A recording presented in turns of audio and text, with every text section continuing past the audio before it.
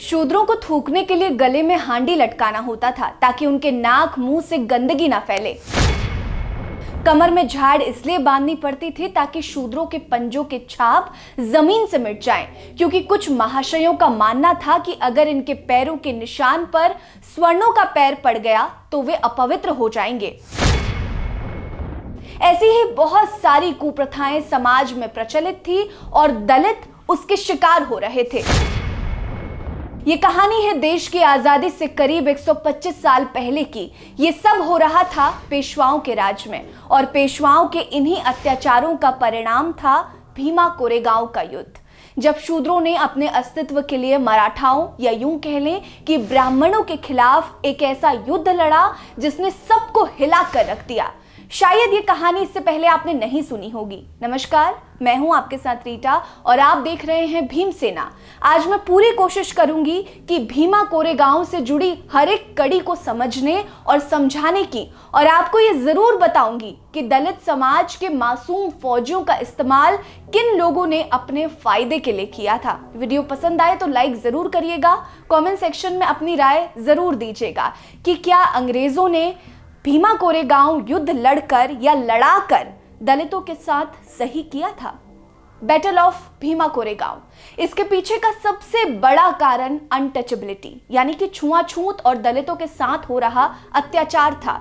यहां बात उस समय की हो रही है जब पेशवा के शासनकाल में शूद्रों का जीना हराम था। आखिर इन घिनौनी कुप्रथाओं के खिलाफ समाज का एक तबका कब तक अपने ही राज्य में बहिष्कृत होता रहता।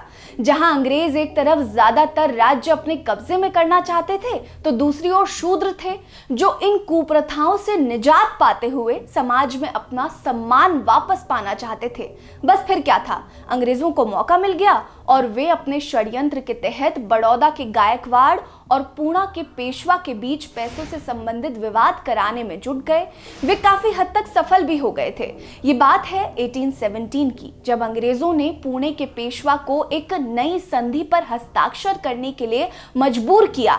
नतीजन पेशवा को मराठा परिसंघ के प्रमुख पद से इस्तीफा देना पड़ गया और कोंकण क्षेत्र अंग्रेजों को सौंपना पड़ा।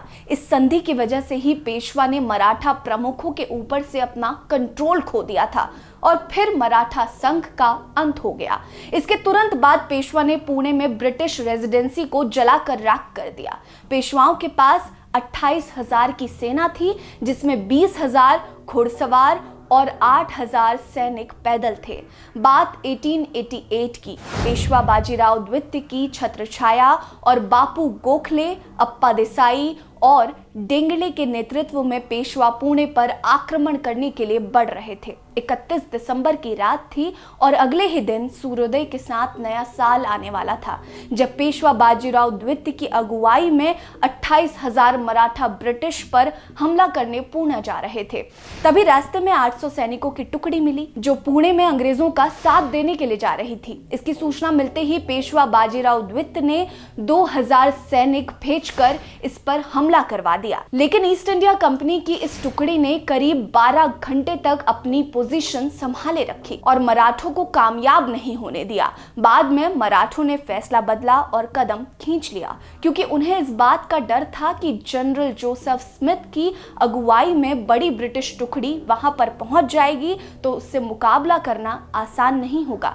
इस टुकड़ी में भारतीय मूल के जो फौजी थे, उनमें ज्यादातर महार दलित के लोग थे और वो बॉम्बे नेटिव इन्फेंट्री से ताल्लुक रखा करते थे। ऐसे में दलित कार्यकर्ता इस घटना को दलित इतिहास का अहम हिस्सा मानते थे, क्योंकि जो 800 लोग उनसे लड़े थे वो आधे से ज्यादा लोग उसमें दलित थे।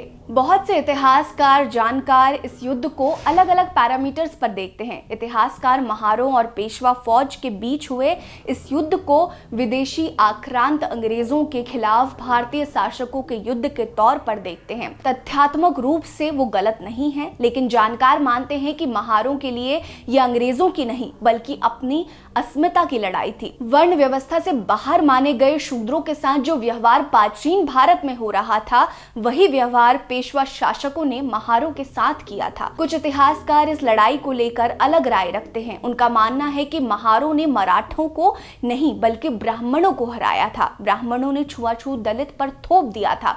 इससे वो नाराज थे, जब महारों ने आवाज उठाई तो ब्राह्मण नाराज हो गए। इसी वजह से महार ब्रिटिश फौज से मिल गए और मराठाओं के विरुद्ध मोर्चा खोलकर रख दिया।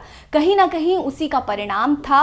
महारों ने अंग्रेजों का साथ देते हुए मराठाओं को छट्टी का दूध याद दिला दिया। जिन दलित वर्ग के सैनिकों ने पेशवाओं से लड़ते हुए अपनी जान गंवाई थी, उन मल्हार सैनिकों के सम्मान में 1822 में भीमा नदी के तट पर काले पत्थर से एक रणस्तंभ बनाया गया। अभी भी हर साल 1 जनवरी को उन दलित वीरों को याद करते हुए उन्हें श्रद्धांजलि अर्पित की जाती है। ये गांव पुणे में है और काले पत्थर से निर्मित इस स्तंभ को कोरेगांव स्तंभ भी कहा जाता है। ये कोरेगांव स्तंभ महार सैनिकों के साहस का परिचय देता है। इस कोरेगांव स्तंभ पर उन महान सैनिकों के नाम लिखे हुए हैं जो इस लड़ाई को लड़ते हुए वीरगति को प्राप्त हो गए। भीमा कोरेगांव युद्ध एक युद्ध नहीं था, एक लड़ाई थी, अपने अस्तित्व की लड़ाई, जो महारों ने बहुत ही अच्छे तरीके से लड़ी थी।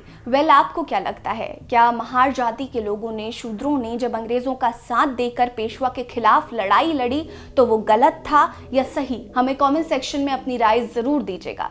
बने रहिए हमारे साथ। नमस्कार।